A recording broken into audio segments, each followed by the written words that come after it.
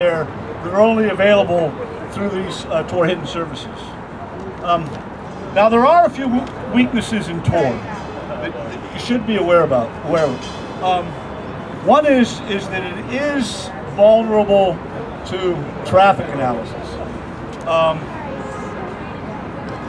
Anybody who's looking at enough of these nodes or controls enough of these Tor relay nodes, if they can make a correlation between traffic from my computer in and traffic off of another node out, then they can figure out who I am and where I'm going. But you have a question? Yeah. Well, generally, I do a lot of computer repair. Okay. When people tend to get rerouted to other websites, that's when their computer ends up going down when they bring it to me because of viruses. If you know what I mean. Like when you go surfing for something and it redirects you to another website. So like a phishing site? Yeah. Well, basically, you know, it's okay. All right. I'm going to have to rush this through. We have a much more distinguished gentleman than me coming to speak here real shortly. So, but there are some weaknesses to Tor. As I said, it's vulnerable to traffic analysis. It is dependent on these volunteer Tor nodes, but there are literally thousands out there. They're scattered all over the world. You also have to be a little bit careful about other things that can track your activities when you're browsing the web. Things such as cookies. You got a question? Can any of us set up a Tor ourselves? You know, when I first got interested in Tor, the question was, can anybody set up a Tor relay? And the answer is yes.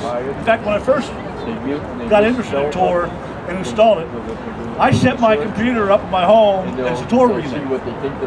I stopped because I got a nasty email from Comcast because somebody was routing through my Tor node to download. It was either a movie or music. They were using BitTorrent or something to pirate movies. And I got the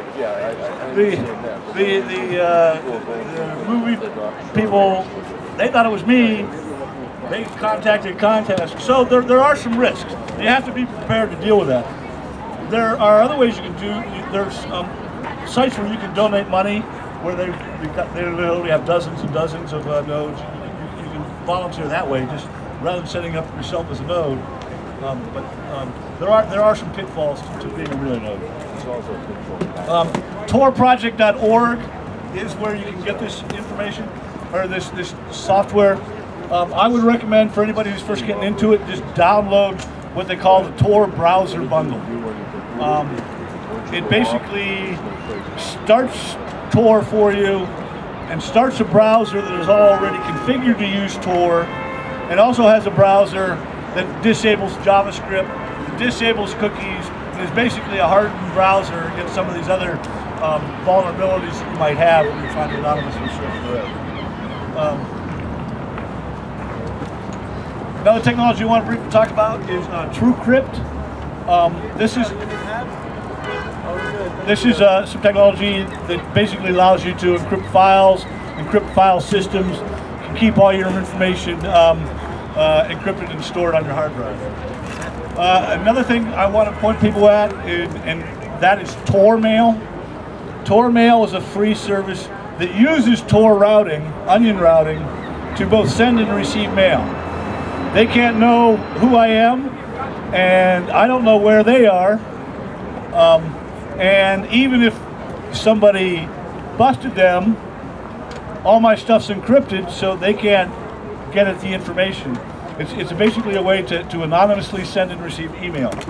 There's also an equivalent called Tor Chat.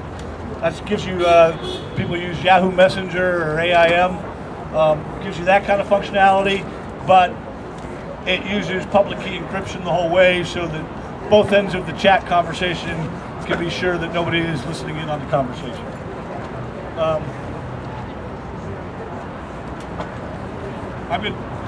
One topic I'm going to talk about real briefly, Bitcoin. Bitcoin is anonymous money that is made out of thin air, basically. There are businesses that will accept Bitcoin. You can exchange your US dollars for Bitcoins. You can exchange your Bitcoins for US dollars. There are two good things about Bitcoin. One is it's completely decentralized. There is no central authority that's issuing Bitcoins and deciding whether we need more Bitcoins or less Bitcoins like these guys over here do. It's also anonymous in that I just have my public key if somebody wants to send it to me, and if I want to spend it, I have to use my private key.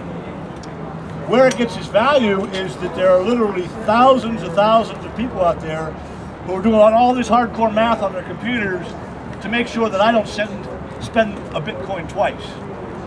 Not any good if I get one Bitcoin and then send one Bitcoin to you and one Bitcoin to you. Now we got two Bitcoins. Okay, they need to make sure that I only send that Bitcoin once. So with all of the distributed computers verifying these transactions, they will only allow this Bitcoin to be sent once. And I'm getting the watch thing here. I gotta go. Last page on the presentation does have some additional resources there, some websites you might want to go to. Electronic Frontiers Foundation, a lot of cool stuff. I'm gonna hang around. If people want to ask me questions, I'll be there, and I give up the mic. Hi, thank you.